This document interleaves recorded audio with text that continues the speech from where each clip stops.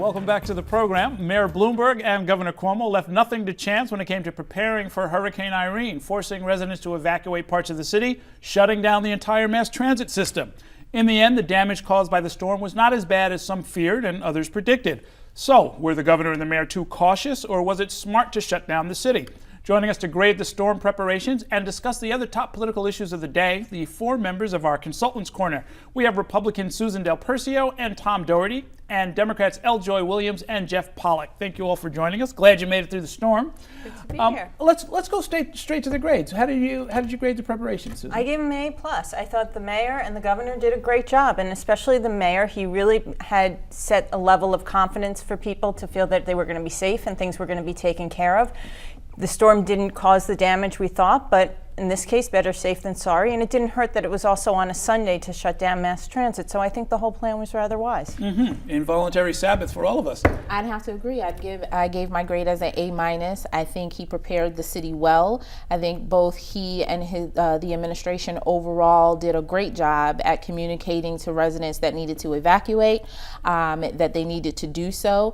I don't agree that it was an overreaction at all. I think in my lifetime, I'd never seen New York City mobilize for a natural disaster, and so to be able to do it and we not be able to get not be hit like we thought is good preparation in case something happens again. I give the minus because we still don't know what kind of evacuation plan there is for places like Rikers Island, and also I just horribly wanted the mayor to stop speaking Spanish.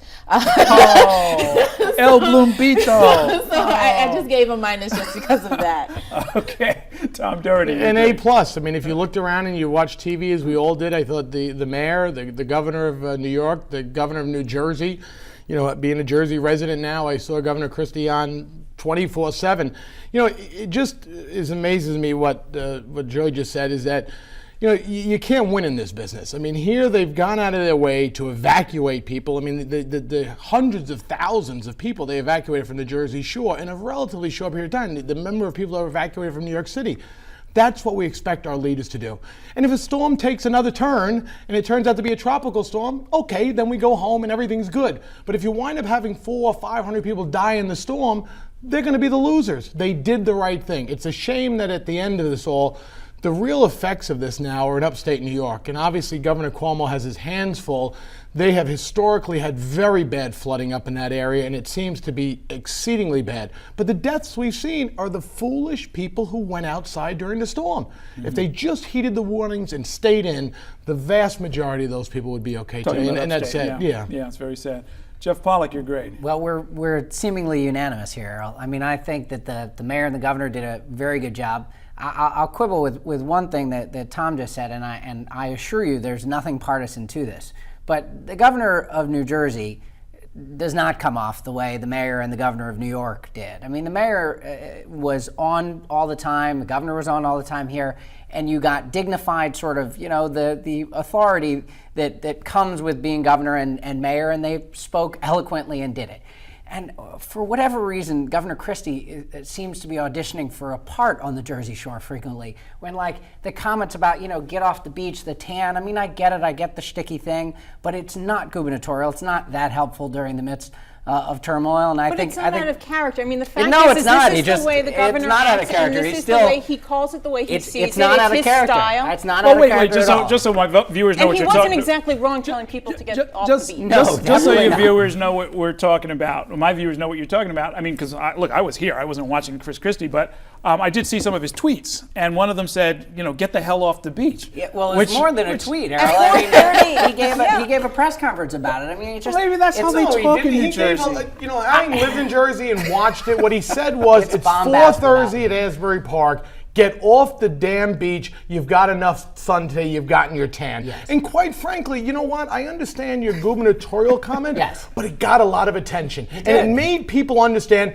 get off the beach.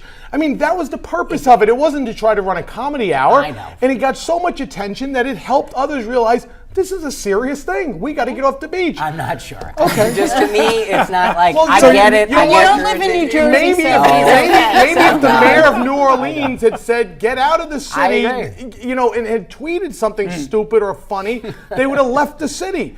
They evacuated 1 million people I'm from the not Jersey faulting Shore. Again, The I results give are in it. everyone the results, no question about it. I'm talking merely because we are consultants and have to You're deal with our so candidates. partisan, And Jeff. I'm not partisan at all. So partisan, Jeff. It's Well, just listen. a little too much. Little too much for me. Well, and rest assured, I'm sure someone will tell him for his next election not to say something like, Indeed. get the hell to the voting I hope booth so. and vote for me. No, he will though. Yeah, he'll probably say something. Yeah, get into the like damn that voting anyway. booth and pull the lever. Let's shift gears to another narrowly averted disaster, which is the presidential candidacy of George Pataki that never came about.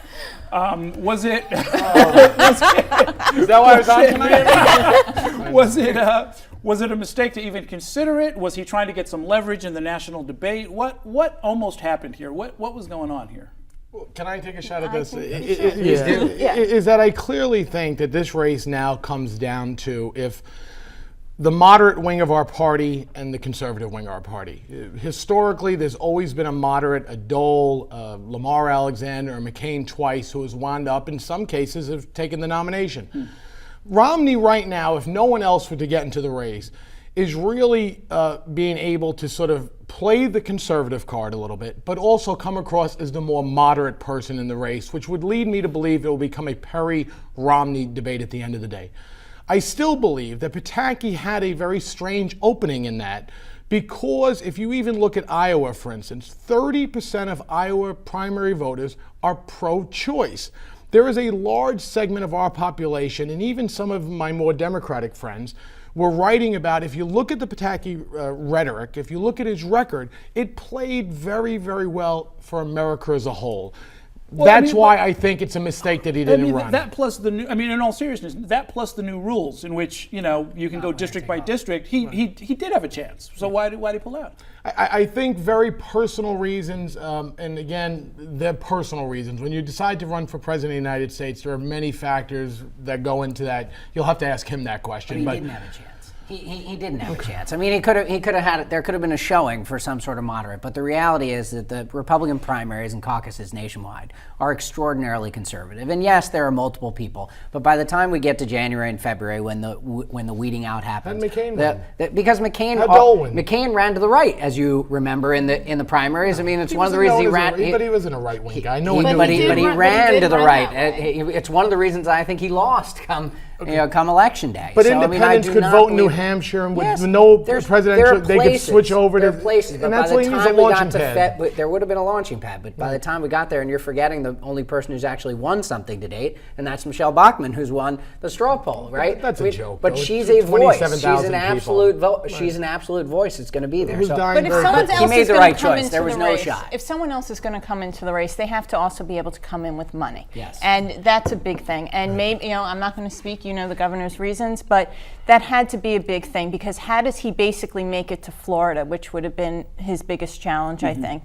where he could have maybe, made a move there, but it would have been very difficult for him to play in this In our race. last minute, I've got to ask L. Joy Williams a question. The New York Times reporting that Mayor Bloomberg seems to be cozying up to the Speaker of the City Council, Christine Quinn. Is support from the mayor, is it real, number one? And number two, would it help her in 2013, do you think? Well, on the first hand of Bloomberg supporting anybody going into 2013, I think if he is going to support anyone, it looked like it would be Christine Quinn. They've had a cozy relationship since they've both been in office, so it doesn't come as a surprise. But going into 2013, will voters in New York City sort of forget that cozy relationship and what it produced? And I think she needs to move away from her cozy relationship with the mayor and self-identify herself by herself, being able to lead the city and be able to make decisions by herself and not be a rubber stamp for the mayor. So I think it would be hurtful for him to come out sort of first. If anything, I would wait until the last possible minute to accept an endorsement from the mayor at that point. That is going to be the last word. I know these folks are chomping at the bit. You can fight it out in the green room together, but thank you all for coming in, and we'll talk to you again real soon. Great. It's time for a break. I'll be back in a minute with some viewer mail and a preview of tomorrow night's program. Stay with us.